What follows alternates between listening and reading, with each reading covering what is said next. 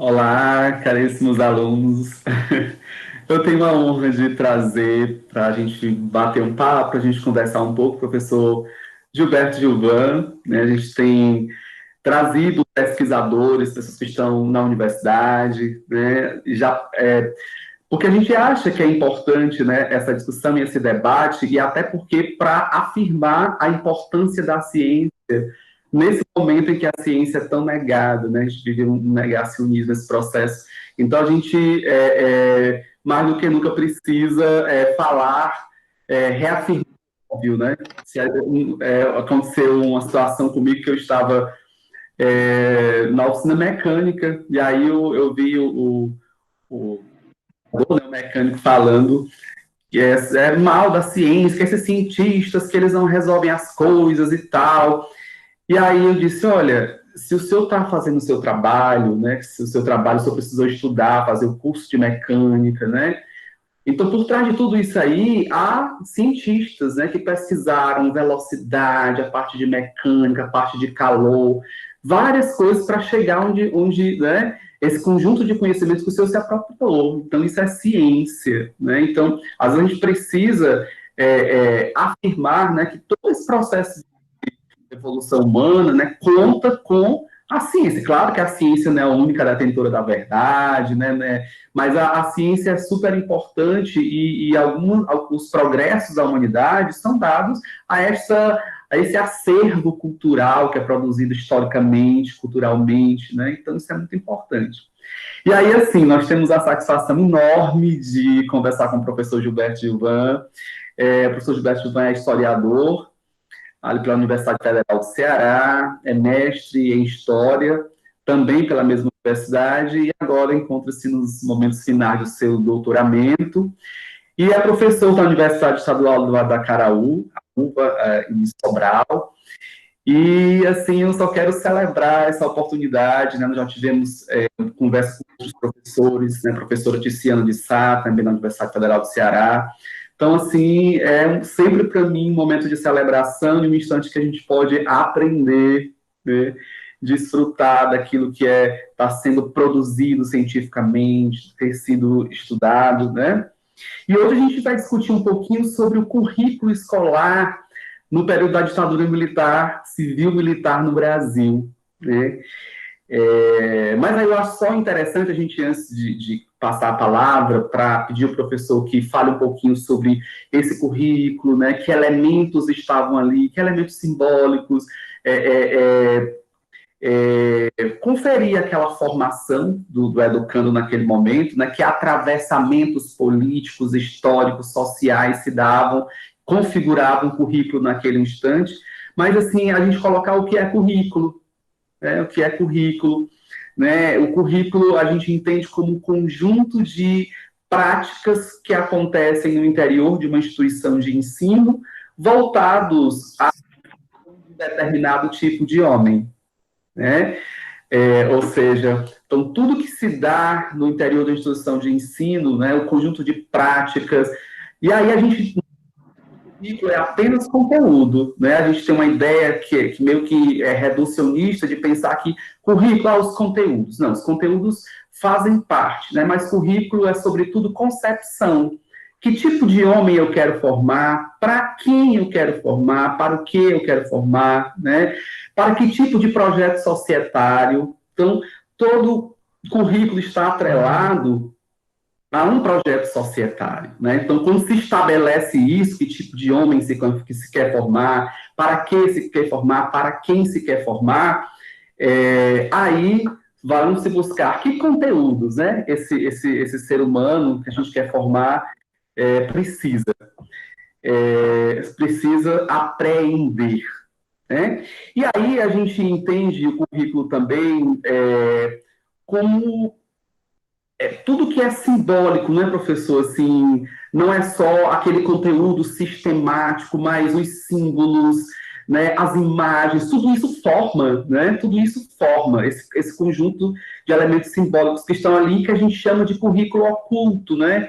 As práticas que se dão ali, formativas, que muitas vezes não estão escritos mas que formam também, né? Gestos, ícones, símbolos, tudo isso aí vai compor uma formação do sujeito, né? Então, eu acho que é importante a gente discutir sobre esses elementos simbólicos lá da ditadura militar, formal mesmo, as disciplinas que entraram ali naquele período, mas também desse conjunto de elementos simbólicos e que a gente faça um paralelo, né, com a nossa conjuntura atual. Então, vou pedir para você comentar sobre currículo escolar no período da ditadura militar, civil-militar, e seus desdobramentos históricos, interface com esse contexto atual. Tá joia? Ótimo. Então, muito obrigado primeiro pelo convite, né, dessa conversa. Então, acho que é muito importante a gente trocar experiências, né, e ter essas oportunidades também de conversar sobre temas tão delicados que, historicamente, eles continuam atravessados nas nossas práticas cotidianas, né? Eu acho que é muito interessante quando você também demarca, como você falou, ditadura militar e depois reforçou que era civil-militar, né? Então, acho que essas palavras, elas, historicamente, elas possuem significados, né? Elas são também construídas historicamente, né? Então, eu acho importante a gente conversar sobre isso justamente para que a gente possa também pensar o nosso lugar e pensar os lugares dessas palavras, né? E, enfim, e agradecer mais uma vez pela oportunidade também de retornar um pouco para a sociedade que eu venho estudando há tanto tempo, né? Enfim, fui bolsista na graduação, no mestrado, doutorado, então eu acho que essas conversas para outros públicos também é importante nesse aspecto de devolução para a sociedade daquilo que foi investido em mim, né? Assim, eu não sou um historiador que estuda especificamente ensino de história, mas a gente não tem como desvincular a formação entre bacharelado e formação entre licenciatura, né? Eu acho que quando a gente é professor, a gente é pesquisador também, e quando a gente é pesquisador também, a gente se coloca na condição de professor, porque a gente vai também ter que transmitir de alguma forma aqueles conteúdos. Claro que em espaços diferentes, né, e de formas diferentes, porque cada curso tem suas peculiaridades, mas eu acho que também tem um pouco disso, sabe? E aí eu acho que, como você falou, é importante primeiro pontuar qual é a noção de currículo, né? Assim, eu gosto sempre de dizer para os meus alunos, enfim, eu tô dando aula de História Antiga, que é uma disciplina que muitos odeiam na graduação. E aí a gente fez um módulo especificamente para pensar o ensino de História Antiga, né? E essa é a primeira questão que a gente coloca, é que quem inventa os antigos, né? Quem são os responsáveis por definir que existiu um mundo antigo e um mundo moderno? São os modernos, né? É no século XVIII, XIX, ali, final do século XVII, que estão se colocando quem são os antigos, quem são os gregos, quem são os romanos, quem são os persas. E aí eu sempre falo para os meus alunos, então, se a gente, teoricamente, pensa a história antiga inventada na modernidade, como uma disputa de poder, como um campo sempre em debate, em disputa, a gente também tem que pensar o ensino de história, no meu caso, e o currículo como uma disputa de poder, né? Como um campo de batalha. Então, o currículo são os conteúdos, ou seja, o que é que a gente, na nossa formação, precisa aprender para repassar, mas também pelo outro viés, né? De que formas a gente está ensinando e aprendendo, de que forma a gente está estabelecendo esses diálogos e que cargas simbólicas todos esses processos que camadas de sentido estão sendo construídas, né? Então, sempre eu falo isso para meus alunos. Então, vamos pensar a história antiga, ensino de história antiga, mas pensar também como um campo de disputa. Assim como se inventaram os discursos, os antigos também se inventam os currículos, né? E eu acho que essa é uma questão fundamental, assim, primeiro, para pensar isso.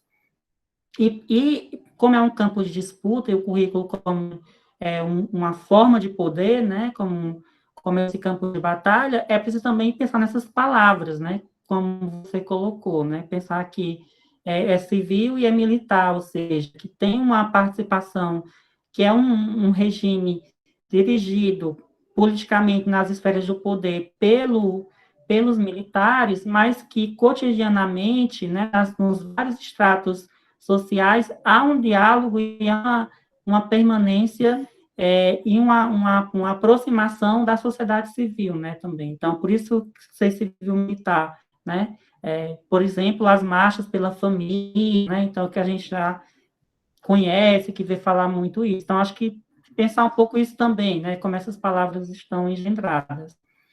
E aí, para falar sobre currículo, a gente pensa assim, tudo foi inventado depois do golpe, né? Enfim, a gente criou na nossa cabeça marcações muito fixas, né? E acho que elas não são fixas, né?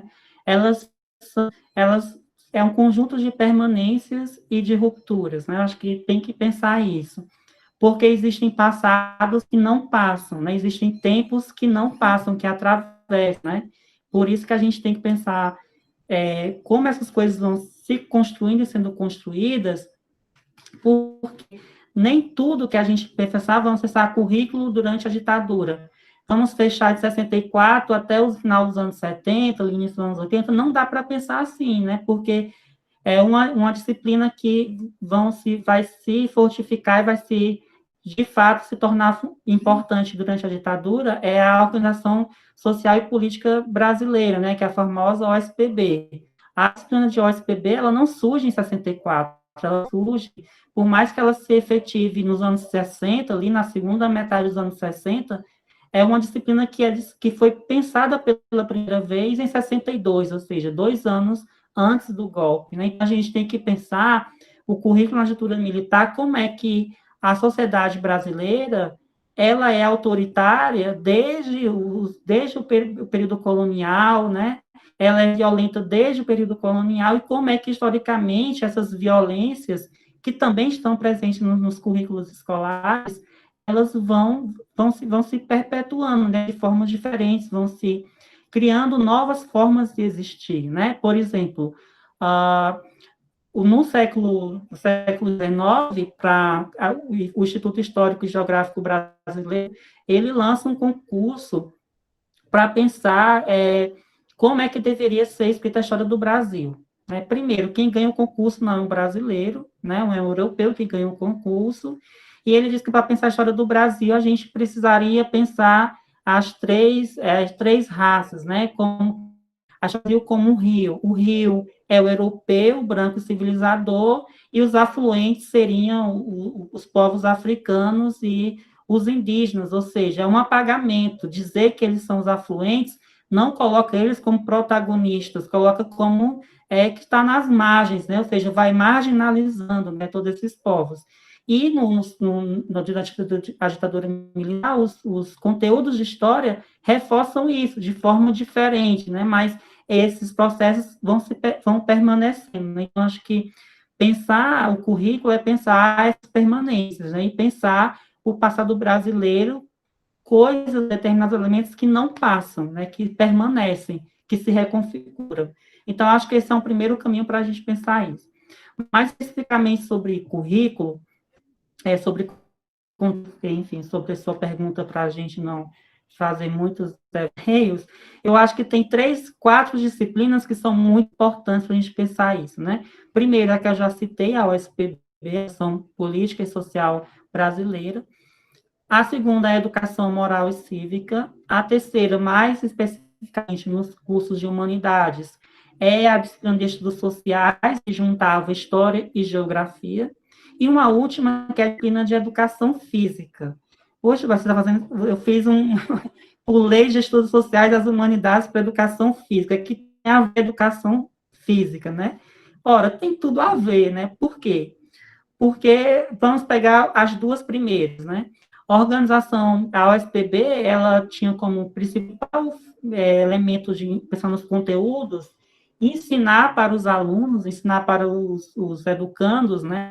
Enfim, usando um termo mais progressista, para dizer assim, para o alunado que como é que funcionava a estrutura do Estado, né? Qual era a função do judiciário, qual era a função dos governadores, enfim, ao dizer como é que funciona o Estado brasileiro. Né? Então, se transformava uma disciplina muito técnica, né?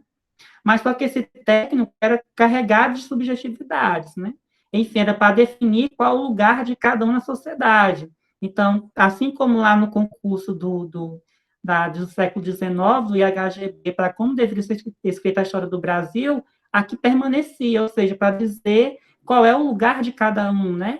E que esse lugar de cada um não poderia haver uma mobilidade. Então, se você está nesse lugar, você tem que permanecer nesse lugar, né? Então, você tem que ir fixando as pessoas nos seus lugares e continuar o processo de exclusão, né? Porque, por exemplo, saber qual é a função do prefeito e qual o que compete aos governos municipais não era para que as pessoas pudessem entender e pudessem cobrar, né? Na verdade, era para se conformarem, né? Vão criando categorias de conformidade. Então, essa é a função do prefeito, mas você não pode questionar o que o prefeito está fazendo. Essa é a função do presidente, mas você não pode questionar o que o presidente está fazendo, nem o judiciário, né? Então, você vai acabando criando essas coisas muito fixas, né? E, por vezes, a disciplina de educação moral e cívica se confundia com o SPB. Por quê? Porque a educação moral e cívica estava no pilar da sociedade, do que o golpe queria dizer, né? Ou seja, o golpe foi necessário porque as pessoas estavam degeneradas, porque a família a instituição família, no sentido cristão, católico, estava sendo toda desvirtuada, pelo perigo do comunismo, né, o vermelho, enfim, que no Brasil se tornar um país comunista, enfim, todo aquele contexto mundial do perigo vermelho, e a educação moral e cívica vinha dizer justamente isso, né, tipo, o que é a família? É um homem hétero, cis, branco, com a mulher hétero, cis, branca, que tem seus filhinhos como no comercial de margarina, né? Então, a OSPB ia dizer qual é como é que funciona, como é que funciona a organicidade do Estado brasileiro, e a educação moral e cívica ia reforçar os costumes, né? Ia reforçar condutas morais, ia reforçar esse policiamento, e por isso que também é ditadura civil e militar, né? Ou seja, existia um cotidiano de vigilância. Então, você poderia ser denunciado pelo seu vizinho, né? Por exemplo, você teve uma briga de vizinho, você teve um desentendimento, não gostou do que o vizinho falou, que o vizinho disse, e você fazia uma denúncia dizendo que o vizinho era comunista, que tinha livros vermelhos em casa, né? Então, acho que aqui na minha estante tem vários livros vermelhos, de capa vermelha. Então, possivelmente, poderia ser denunciado por um vizinho por eu ter muitos livros de capa vermelha, né? Então, a disciplina de moral e cívica reforçava esses estereótipos, né? De forma muito bem colocada, né? E aí, a disciplina de educação física tinha um papel fundamental, né? Mas por que educação física? Qual a comparação dela? Por isso, porque eu teria que servir, eu teria que ser patriota, né? Eu teria que aprender os valores na educação moral e cívica, e eu deveria estar preparado para servir minha pátria. Então, se o perigo vermelho, o comunismo, viesse atacar o nosso país, a gente deveria estar pronto para servir a pátria, né? Então, para eu servir a pátria, para eu ser um verdadeiro patriota, não é necessário apenas estar com a minha mente, com o espírito, do sentido da família, do sentido do que é o patriotismo, do que é a bandeira brasileira, servir a nação. Meu corpo também religião, né? Exatamente, da religião católica, né? Então, meu corpo também deveria estar preparado. Então, a escola se torna o lugar de preparação desse homem ideal para servir a nação, né? E esse homem ideal para servir a nação, ele passava pelos conteúdos, né? Que, no caso, pegar 3 exemplos, OSPB, Moral e Cívica e Estudos Sociais, mas também ele partia pelo corpo, né? E aqui o corpo é um corpo que não tem sangue, que não tem suor e que não tem cheiro, né? Porque é o corpo da nação patriótica. Então, todos são iguais, né? Eu estou ali para dar minha vida pelo meu país, né? Segue para frente Brasil, a qualquer custo. Então, aqui, o corpo é muito importante. O corpo é importante por quê? Porque, por mais que se permaneçam os conteúdos de história e geografia unificados na disciplina de estudos sociais, mas a disciplina de história não tem corpo, por que a história não tem corpo, né? Sem educação física, a valorização do corpo, estudos sociais não vai ter corpo, porque o corpo da nação é formado por grandes homens, por grandes heróis, né? Então, quantas vezes, assim, eu sou uma pessoa dos anos 90, talvez quem mais forte nos anos 80, quem passou pelo processo de escolarização nos anos 80. Mas como é que a gente aprendia história? A gente aprendia história da seguinte forma: vamos decorar na sequência os presidentes do Brasil, né? Vamos decorar, que a palavra muito importante é decorar, não é aprender, né? Porque aprender pressupõe-se um processo de criticidade, né? De argumentação, de elaboração de um pensamento, e o que eles menos queriam era isso, né? Os conteúdos eram conteúdos para decorar, para poder reproduzir, né? Então, acho que isso é importante também demarcar. E aí retorna essa ideia, né, de uma nação brasileira ser feita por grandes homens, grandes heróis. E aí as mulheres, os negros, os índios, os empobrecidos, eles estão fora dessa história oficial, né? Ou se a gente estuda esses povos empobrecidos, eles estão, por exemplo, nos currículos diferenciados, que também vão estar presentes nos anos 90, por exemplo, que é educação para o campo. Então, as camadas urbanas tinham uma formação, né, específica, e as camadas rurais também tinham uma outra formação, que é a formação para permanência também no campo, né? Por exemplo, eu peguei meu primeiro ano de escolarização, eu estudei na cartilha do João e da Maria, né? O João e a Maria são filhos de dois agricultores, né? Que o pai do João e da Maria vai para o roçado, para a roça, e a mãe deles fica em casa cuidando da casa, né? Então, também há uma conformação e uma conformidade com os espaços de definição do que é masculino, do que é feminino, né? Então, a gente não tem, por exemplo, uma oportunidade de falar sobre papéis de gêneros ou identidades de gênero, né? Aqui é uma questão totalmente biológica, né? E biologicamente aqui compete ao homem, a gente sabe que o que é definição de ser masculino, feminino, é construído historicamente, mas aqui nos anos 70, mais fortemente, no final dos anos 60, questão biológica, né? Os homens são preparados para isso, então os homens assumem esses papéis.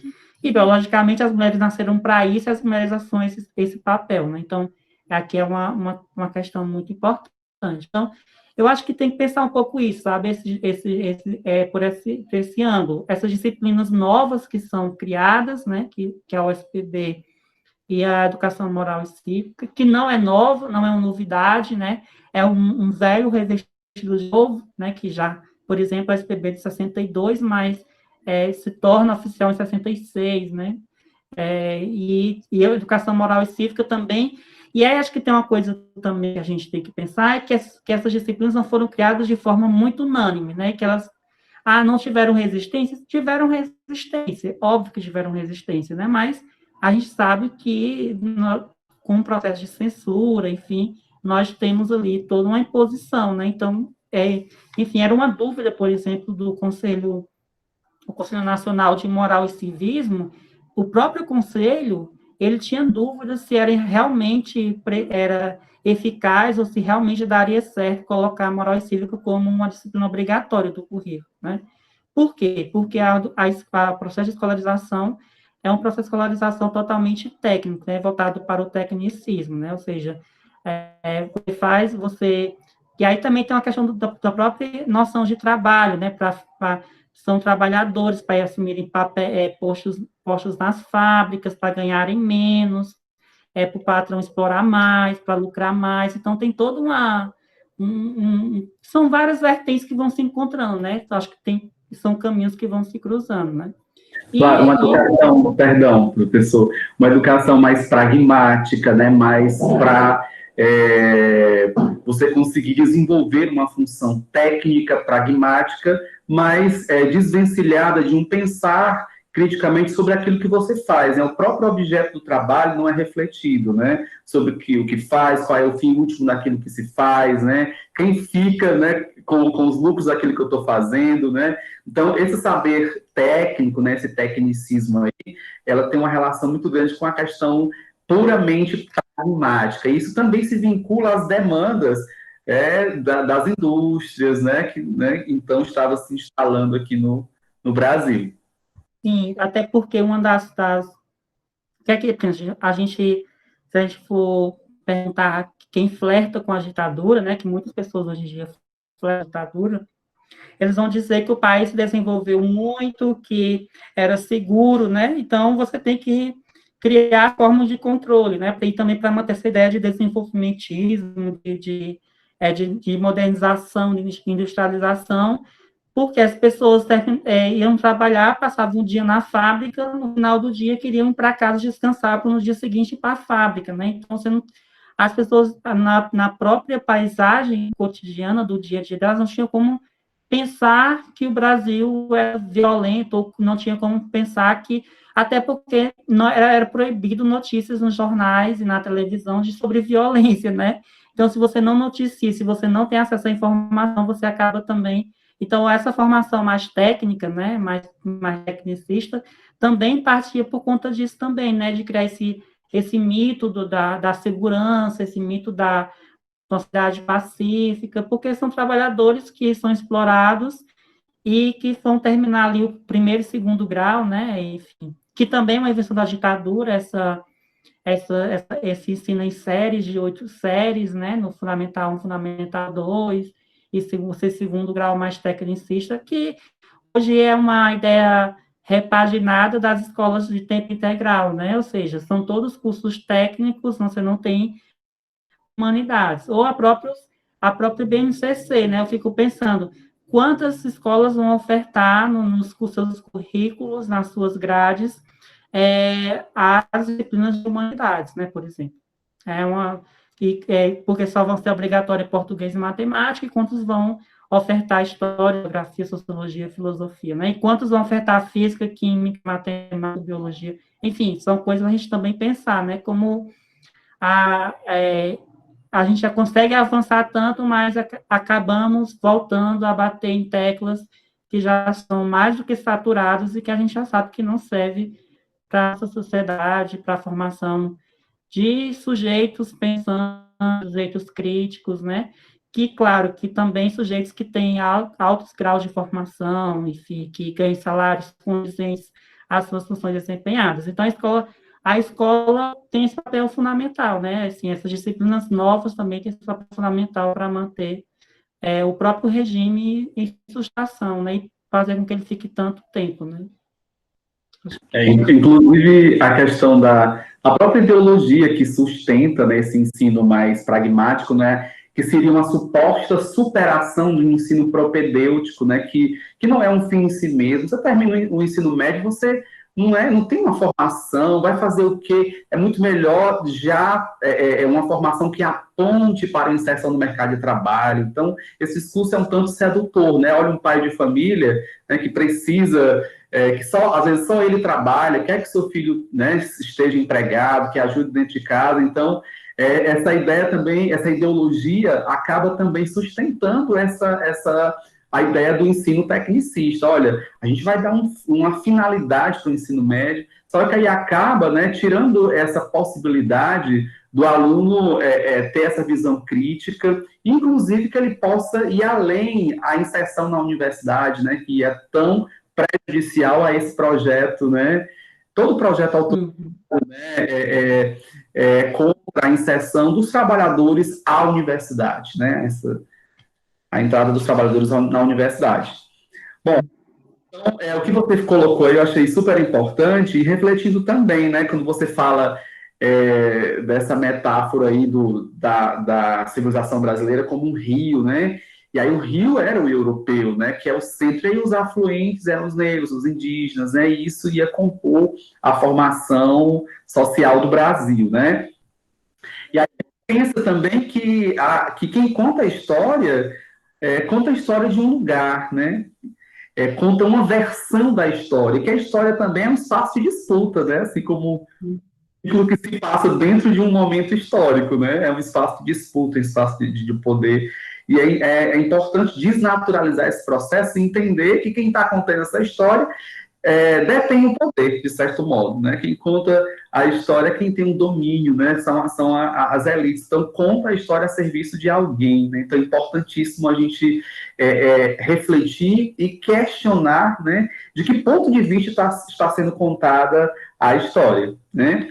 Bom, e aí a conversa é maravilhosa e a gente precisa avançar, a gente tem o nosso tempo, mas dizendo que eu te ouviria assim, te ouviria uma noite toda, professor, que a gente vai aprendendo, e vou assistir esse vídeo várias vezes, né, para a gente ir aprendendo, enfim. Mas eu queria que você falasse um pouco também sobre os símbolos difundidos na ditadura civil-militar no Brasil, enquanto elementos constitutivos de um projeto de formação, né? E fazendo aí um paralelo com os elementos simbólicos que ganham força na atual conjuntura, né? Então, você falasse um pouquinho sobre esses símbolos que eram difundidos à ditadura militar como elementos constitutivos do próprio projeto de formação, né? Eu acho que tem um elemento muito importante, assim, que a gente acaba... Por exemplo, eu tenho medo quando eu vejo alguém com a camisa da seleção brasileira, né? Eu tenho que tomar cuidado com essa pessoa, né? Então, assim, eu acho que cuidado no sentido de tomar cuidado que ela tem um pensamento mais conservador do que o meu, né? Por quê? Porque eu não sou conservador, enfim. Por quê? Porque a primeira coisa que, assim, pensando o tempo presente, pensando na ditadura, né? Acho que a primeira coisa é a capturação do verde e do amarelo, né? Assim, do verde, dessa ideia de verde e amarelo da bandeira do Brasil, né? Nossa bandeira jamais será vermelha. Então, serve, se a gente colocar só esse contexto, só essa frase, né? Minha bandeira jamais será vermelha, botar nos anos 70, 60 e jogar nos anos 2015, 2016 para cá, descontextualizada, ela vai fazer sentido nos dois momentos históricos, né? Enfim, eu acho que a primeira questão é essa, né? De a gente pensar isso. Por quê? Porque, historicamente, quando se decide que a bandeira vai ter verde e amarelo, não é para falar sobre as riquezas, o verde, as matas brasileiras, e o amarelo, as riquezas do Brasil, né? O verde e amarelo, inicialmente, é para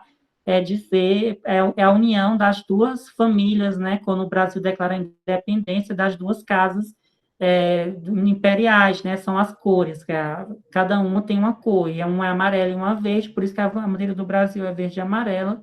Ao longo do século XIX, o verde e amarelo vai passar a representar justamente as matas e a riqueza, né? Na ditadura, ela é o símbolo máximo da nação, né? Nossa bandeira jamais será vermelha, e atualmente também a gente tem a mesma definição. Então, acho que a primeira simbologia, o primeiro símbolo dessas imagens é a própria nação do amarelo e do verde, né? Então, isso é o primeiro elemento que eles vão colocando, né? Para ficar mais nos dias atuais, a gente tem um perigo vermelho, né, que é o anticomunismo, e temos alguns diferenciais, né? Por exemplo, atualmente tem uma ideia, um negacionismo muito forte, né? Por exemplo, revisionismos são naturais, revisionismos históricos, né? Por quê? Porque o trabalho do historiador e da história, você encontra novos documentos, né? Você pode pensar, fazer historiográfico de várias formas, né? De várias linguagens, você pode ir pensando o trabalho do historiador e o trabalho do historiográfico. Então, a gente encontrar novas fontes é super natural. Um exemplo disso é o processo que foi encontrado do Caetano, que gerou o filme Caetano, Narciso em Férias, né, que está disponível para todo mundo assistir. Então, isso é muito natural que a gente conte e reconte várias vezes histórias de versões diferentes, porque vão surgir novos documentos. Então, a gente agora tem uma nova forma de contar a perseguição pelo rural Caetano Veloso por conta desse dossiê que foi encontrado né, feito pelos militares. Então, isso é uma questão natural, refazer revisões. Só que a gente tem um elemento novo, né, que é o negacionismo. Então, a gente tem, por exemplo, a Comissão Nacional da Verdade, que lista os processos de mortos desaparecidos, né, que chegou a julgar os militares que cometeram crimes contra a humanidade, feriram os direitos humanos, que se declararam torturadores, mas a gente nega totalmente a ditadura, né? Então, você tem formas diferentes de usar isso, né? De entender esses processos, né? Que ganham elementos novos atualmente, né? Mas que permanecem algumas questões, né? Eu acho que a família, como eu já citei na primeira pergunta, eu acho que é fundamental, né? Pensar essa sociedade, e aí é importante a gente pensar as interseccionalidades, né? Que acho que é um conceito que hoje em dia a gente não consegue mais pensar cientificamente sem pensar por esse aspecto, né, das interseccionalidades. E também, e acho que é isso, né, criar esse modelo ideal de família, esse modelo de brasileiro, né, de patriota, de patriotismo. Então, é muito assustador, não é a mesma coisa, mas é muito parecido, né, porque a história não se repete, né, a gente vai conseguir encontrar vários elementos muito iguais, às vezes, muito similares, mas a história não se repete, mas ela assusta porque tem coisas como essas que são muito perturbadoras, né? Você, por exemplo, você negar que houve tortura e mortos, enfim, mortos políticos, quando você tem documentos provando, né? Naquele momento era complicado, né? Documentos e pessoas ainda vivas que falam Isso. suas experiências, isso é muito, né? Até você uma vez colocou como deve ser para uma pessoa que viveu esse processo e alguém chegar e dizer, não, isso não aconteceu, né? Exatamente, E naquele momento a gente tem experiências que denunciavam, por exemplo, livros, né? O próprio Frei Tito, que divulgou na imprensa internacional, mas você tem ali todo um processo de o aparelho do Estado fazendo isso também, assim como hoje, mas ali você tinha um controle muito maior e você estava ali no calor do momento tentando vencer enfim, driblar e combater tudo isso. Então é diferente, né? Mas que permanecem, tem essas permanências. Além do verde e amarelo, você tem a questão dessa ideia do ideal, né? Do homem ideal, do passado ideal, que é um passado homogêneo e vazio, né? Um tempo sem tempo. Por quê? Porque você tem vocês vão criando cronologias, um passado totalmente cronológico, e esse passado totalmente cronológico muito coerente, né? Essa coerência também parte dessa ideia do que é o passado ideal, né? Por exemplo, você tem a experiência do Museu Histórico Nacional, Gustavo Barroso, no primeiro cenário da independência, ele cria uma exposição no Rio de Janeiro, no Museu Histórico Nacional, que você ia nas salas, e aí ele ia dispondo os quadros, as fotos grandes, em tamanhos muito grandes, muito distantes um do outro, e também um virado para o outro. Por quê? Porque o visitante que é ao museu, ele vê esse quadro, tinha esse plano, daí você tinha uma distância muito grande entre o outro quadro, você não conseguia fazer relações entre um quadro e o outro.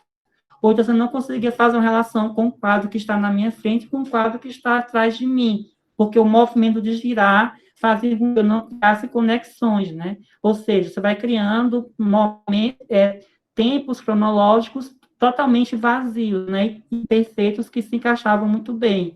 Então, você também passa por isso, né? É uma disputa pela história, né? Da narrativa histórica. Então, essa narrativa histórica deveria ser, por exemplo, aos moldes da exposição do Centenário da Independência do Museu Histórico Nacional, ou seja, não poderia estar próximo e não poderia dar margem para fazer questionamento, levantar problemáticas, fazer comparações, né? Pensar o que é que tem de comum, o que é que tem de diferente. Então, você também tem essa disputa, né? E aí a censura, o processo de censura, o AI-5, é importantíssimo para isso, né? Os jornais são censurados, os livros são censurados, os filmes, as peças teatrais, com algumas peculiaridades, né? Por exemplo, os livros, eles primeiro eram lançados no mercado, primeiro eles circulavam para depois eles serem recolhidos, serem censurados. Então, se acabava meio que saindo bastante coisa ali, né? Enfim, por isso que muitos literatos só tiveram seus livros, só foram perseguidos politicamente depois das publicações, porque a censura funcionava de forma diferente, né?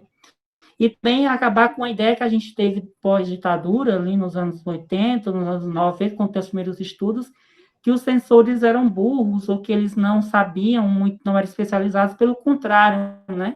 Eles eram muito especializados, por exemplo, em determinados processos de censura, o censor dizia o seguinte, vemos um filme do Jean-Luc Godard, não, esse filme pode ser exibido porque o filme é tão difícil que as pessoas não vão entender. Então, pode deixar esse filme passa. Ou seja, eles então tinha uma lógica aí, né? Tinha uma lógica que era pensada, né? Não era uma coisa a laissez-faire, né? De qualquer modo. Isso, exatamente. Tipo, esse filme tem elementos do comunismo, mas ele é tão difícil de entender, que as pessoas vão assistir e não vão perceber que tem uma mensagem comunista ali, que não tem um perigo vermelho, né? Então, é esse controle total, né? Não é só um controle pensando de uma narrativa histórica, mas era um controle do cotidiano, do que ver, do que ouvir, né? Próprio, por exemplo, é o Caetano, né? O Caetano, nas chamadas, no teaser, né, do filme dele, ele diz: me acusaram de cantar o hino nacional em forma de Tropicália, mas eu nunca toquei o hino nacional em forma de Tropicália, né? Mas isso não importa, né? O processo correu contra ele, enfim, como se ele tivesse de fato tocado. Então, acho que passa por isso, né? Por esses vários elementos. Gil, assim, a conversa está maravilhosa, mas assim, eu vou procurar intervir menos, assim, quando eu for fazer a pergunta, para poder a gente dar tempo à discussão aí, aproveitar mais o que você está trazendo, que são elementos importantíssimos, né?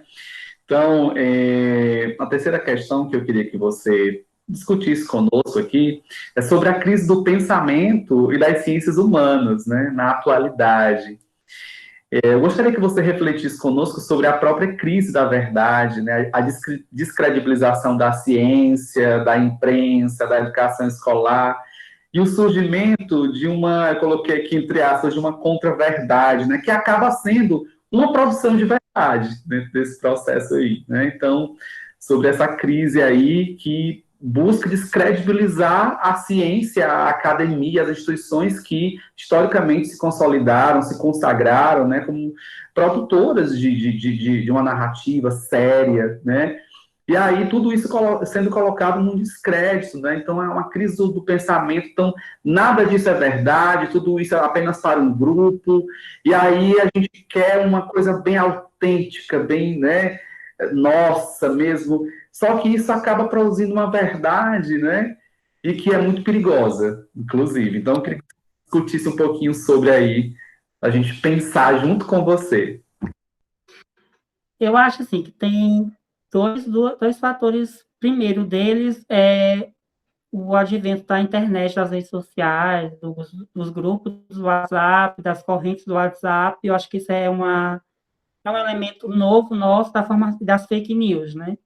Mas eu acho que esse é um primeiro, e um segundo é anterior a esse, que é a nossa incapacidade, não incapacidade, mas nossa dificuldade enquanto sujeitos que estão dentro da cidade academicamente, de se comunicar com a sociedade. Então, eu acho assim, que nossas teses, dissertações, nossos TCCs, nossos trabalhos, eles são muito fechados entre nós mesmos. Então, por exemplo, eles não conseguem ultrapassar os muros da universidade.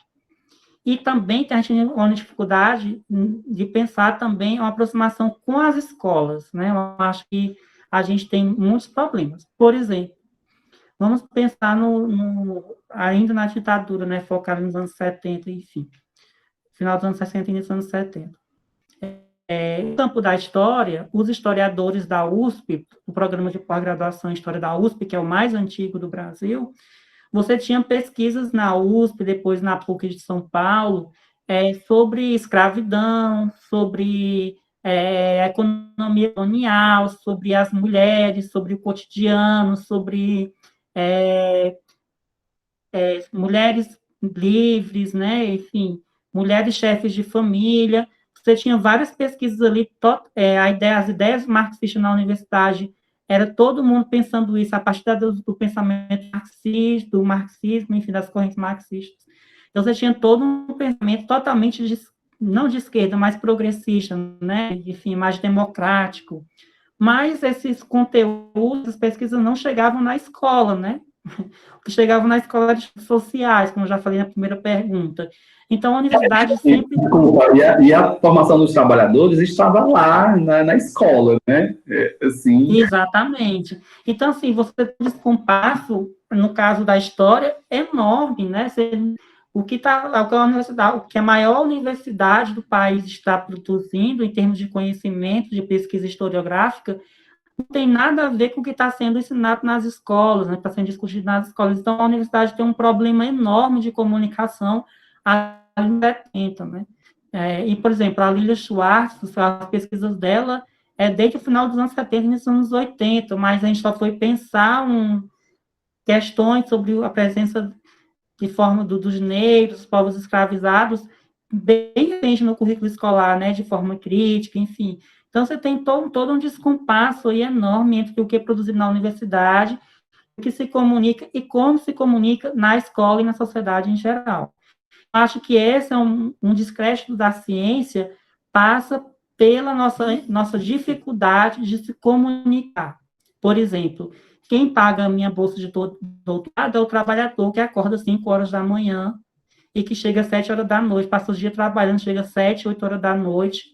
Aí, ou a trabalhadora que tem dupla jornada, que chega em casa, tem que limpar a casa, cuidar dos filhos, fazer janta, enfim, para no dia seguinte ter a mesma rotina. Quem paga essa minha bolsa de estudo é ela. Mas a minha tese de doutorado chega a ela, e se chegar a ela, ela consegue entender a minha tese de doutorado? Então, a gente tem que pensar isso, né? Será que nossa produção acadêmica está chegando ao trabalhador? Está chegando à pessoa comum?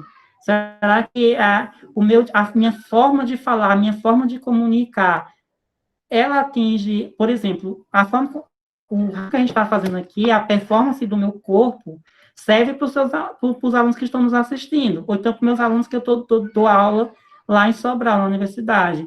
Mas essa forma de eu falar, de eu me comportar, não serve para falar com um trabalhador, por exemplo. Então, eu tenho que pensar também, não só na forma como eu escrevo meu trabalho, mas na forma como eu comunico meu trabalho. E a gente sempre teve muita dificuldade disso, muita dificuldade. E aí tem o advento das redes sociais e das correntes do WhatsApp, né? As pessoas, elas se formam por esses canais, né? Então, o grupo da família é a principal verdade, né? Então, e a internet com os cancelamentos... Desculpa, Gil. E essa forma é extremamente eficiente, né? Eficaz, ela chega, né? E atinge, né? As pessoas. E aí tem uma relação de credibilidade, né? Aquele WhatsApp ali chegou. Não, minha filha, o WhatsApp chegou de um grupo que eu tenho credibilidade nesse grupo, né? Ali eles me acessam, a forma que eles falam, né? Passam a credibilidade para mim. Então, tem uma eficiência muito grande esse processo aí, né? Que muita academia não consegue ter. Então, exatamente. Aí o descrédito da ciência, a negação da ciência, vem também por isso, né? Por essa questão da nossa dificuldade de se comunicar com a população em geral, né? E como você falou, os grupos WhatsApp geralmente é formado por círculos de confiança, né? E aí você acaba confiando no que está ali no grupo, né? Por exemplo, o que o fulano diz, porque fulano sabe, então isso é verdade. E nós também temos um processo de formação leitura no Brasil muito ruim, né? Então, as pessoas não leem. Ou seja, quando as pessoas não leem, elas não fica mais difícil de checar a informação, né? Aquelas chamadas que passam nos intervalos comerciais da Globo, é fato ou fake, né? Ou seja, para poder você fazer fato ou fake, você precisa buscar ver se a dado da reportagem, se o site é confiável e tal. E as pessoas, no ritmo da velocidade do neoliberalismo, né, elas não têm tempo para ficar checando, comparando várias vários portais a mesma notícia para saber se de fato é verdade ou não, porque elas precisam trabalhar, precisam comer, elas precisam tomar banho. Então, você tem todo ali um que dificulta ainda mais, né? Então, você tem isso. E eu acho que uma coisa também que é um problema tanto da esquerda quanto da direita, são os cancelamentos, né? Qualquer coisa que a pessoa diz não dá oportunidade a pessoa aprender, cancela e cria memes e ataca, e não está aberta ao diálogo, né? Então, acho que essa falta de diálogo também, ela causa esse, esse adoecimento das pessoas, né? De desacreditar na ciência e acreditar na corrente do WhatsApp, por exemplo, né? Porque a gente Gil, vive num processo de descrédito muito grande, né? Gil, aí passa por uma questão de confiança e afeto, né? Sim. Como aquilo que toca, que afeta. Por isso que as igrejas, olha, a gente conversa com algumas senhoras, ela diz, não, foi o grupo da igreja, né? Então, ali tem uma relação de confiança e, de algum modo, de afeto, né? Porque é aquela igreja que chega ali naquele território que muitas vezes o Estado não chega, que a universidade não chega. A igreja está lá com aquela escuta, né? Que para aquela pessoa soa como uma escuta qualitativa, né? Acolhedora, e é aquele grupo, é naquele grupo que é difundido essa notícia que de repente não corresponde aos fatos, mas se torna uma verdade para aquela pessoa, né? É porque a gente está também vivendo na guinada do conservadorismo, né? Total, né? Por exemplo, e também numa quebra com a democracia, né? Por exemplo, dizer, vou citar mais para ser mais claro, dizer que o governo de Jair Bolsonaro é democrático é errado. Por quê? Porque a democracia ela não se faz pela forma de eleição. Você ter sido eleito democraticamente é o primeiro passo para ser um processo democrático. A democracia, ela se faz, de fato, são nas práticas cotidianas, né? E aí você tem, por exemplo, o Ministério da Família e Direitos Humanos, que é totalmente conservador. Então, foi até o hospital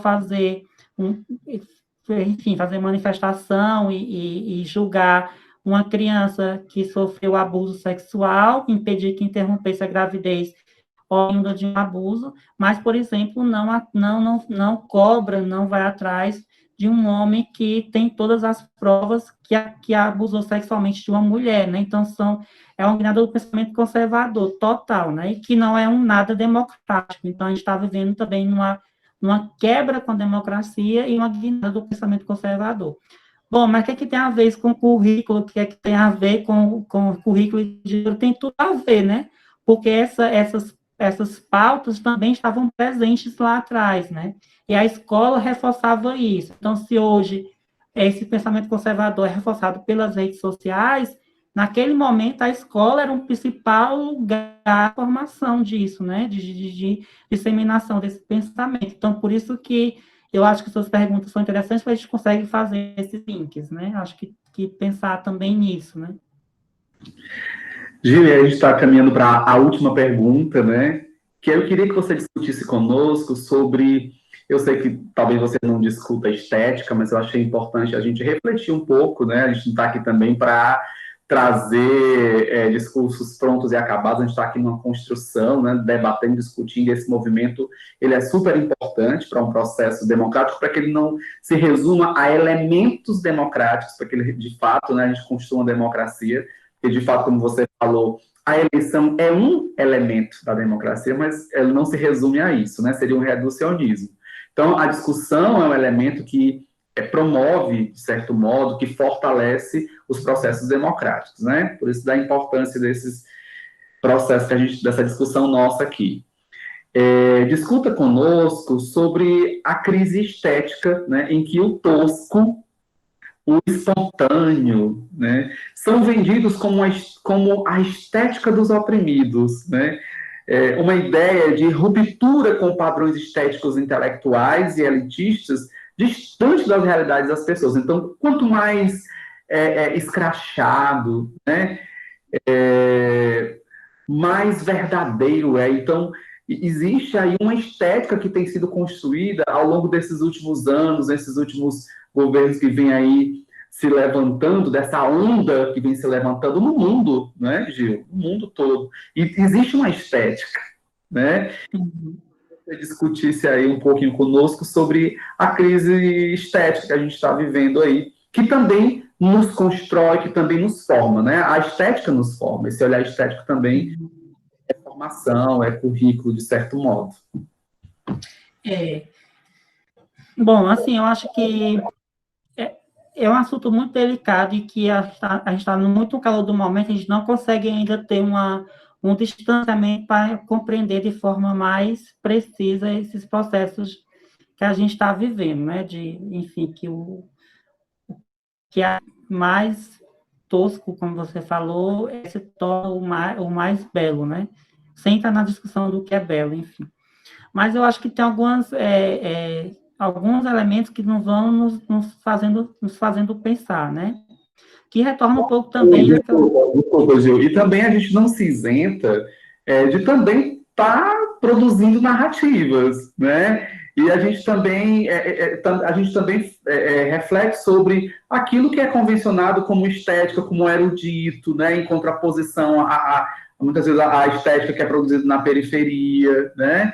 Mas a gente tem uma estética se construindo e essa estética é hegemônica, essa estética está em voga, né? Essa discussão, não sei se eu consegui me expressar na pergunta, mas é sobre essa estética que eu queria que a gente refletisse aí. Sim, enfim, acho que é isso mesmo, assim, por exemplo, no ano passado eu fui para a abertura do 36º Panorama da Arte Brasileira no Museu de Arte Moderna de São Paulo, né, lá no Ibirapuera. E, embora tivesse pessoas negras, e trabalhos de artistas negros, de trabalho de artistas indígenas, né, mas o público que foi para a abertura do panorama da arte brasileira não eram pessoas negras, não eram pessoas da periferia de São Paulo, né? Então, eu sabia que eu estava lá, mas estava num lugar de privilégios.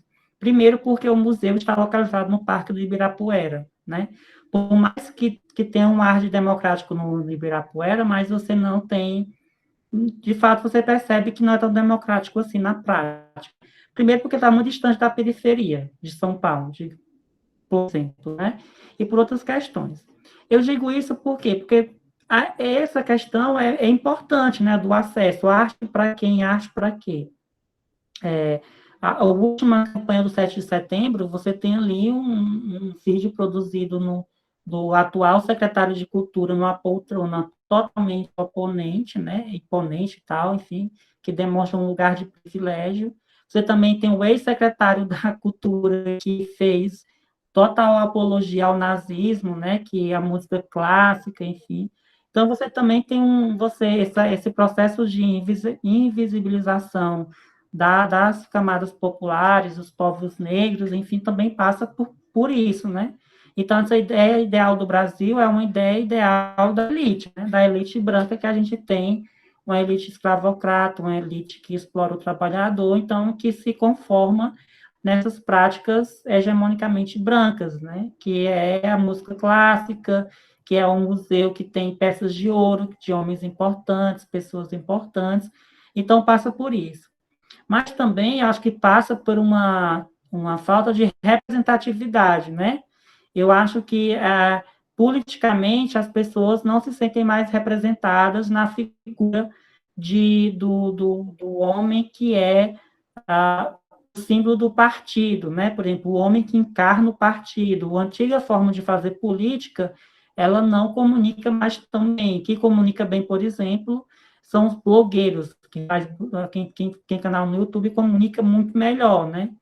Isso, especificamente sobre hoje, a questão do tosco, de falar sem nenhum modo, de estar com o cargo de grande chefia no Estado brasileiro e não se paramentar com as roupas que competem ao cargo, de falar com as palavras que competem ao cargo, de dirigir aos jornalistas de forma do cargo que ele ocupa, né, passa também por uma discreta imagem do que é o político clássico, né? Então, a gente tem uma quebra total, um descrédito total, uma desconfiança total. Então, essas formas dos governos autoritários, elas também partem por isso, né? Porque vai pegando as ausências, né?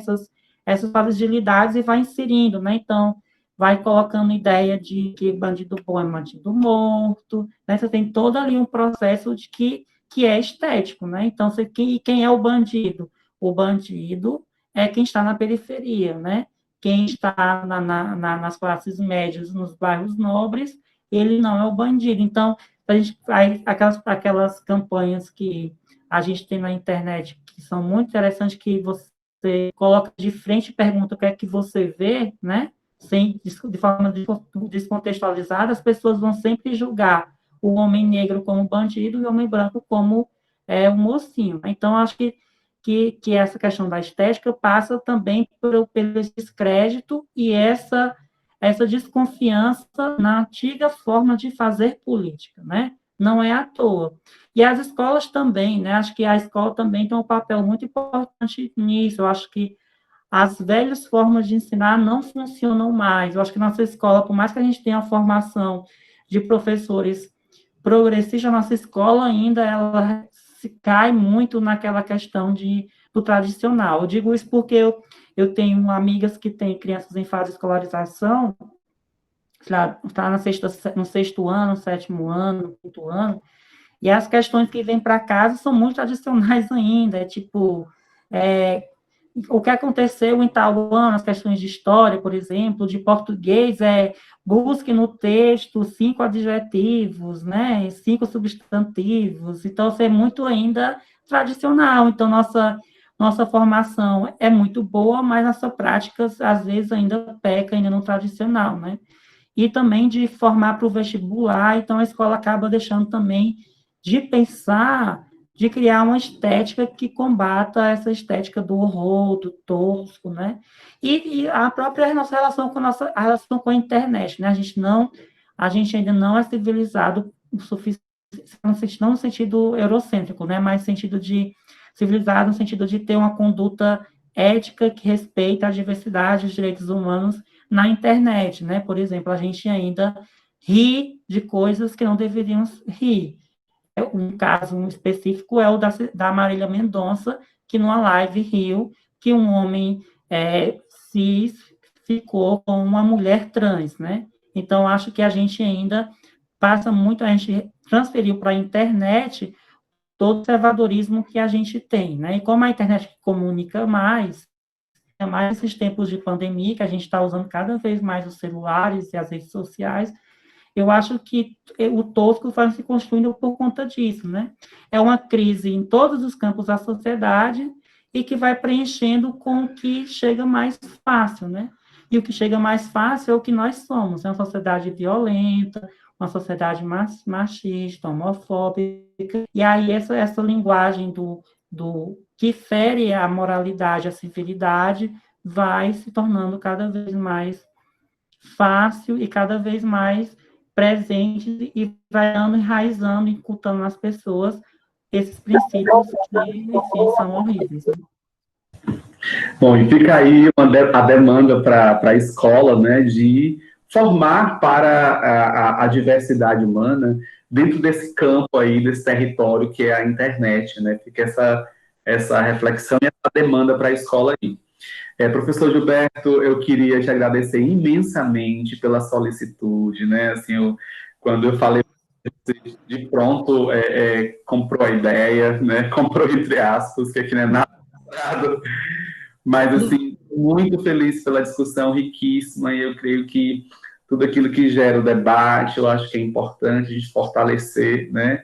Esse processo aí da discussão. Que é tão carente e que hoje, assim, é uma questão urgente, né? Chamar o debate, a discussão, refletir sobre essas questões que são tão esdrúxulas, né? Nessa nossa realidade.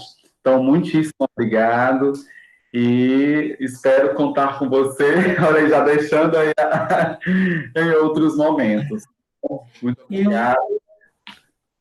Eu que agradeço os alunos, espero que eu tenha não, acho que eu não respondi, mas espero ter apontado os caminhos para que a gente possa refletir sobre as questões que você colocou. Né? Como você disse, é um desafio nosso enquanto professores. A gente não vai conseguir enfrentar todos os desafios, porque não é um papel exclusivamente da escola, né? A escola é um dos caminhos, e a gente pensar nossa condição enquanto professor, mas também enquanto aluno, enquanto sujeito, né, historicamente localizado, e enfrentar esses desafios, né, pensando uma educação libertadora, para terminar citando Paulo Freire, né, nesse momento que eu acho que é muito importante, que a escola não seja apenas um espaço de formação de sujeitos para o mercado de trabalho, mas que a escola transforme a vida das pessoas e seja libertadora e que sejam um exercício de liberdade, não nas margens, mas a liberdade em sua plenitude, né? Eu acho que fica essa mensagem para a gente. Obrigado a todos e todas. Agradecemos. Que live perigosa, né, gente? Sentido da coisa. Gente, muito obrigado a vocês e um forte abraço mais uma vez ao professor Gilvan e a todos vocês.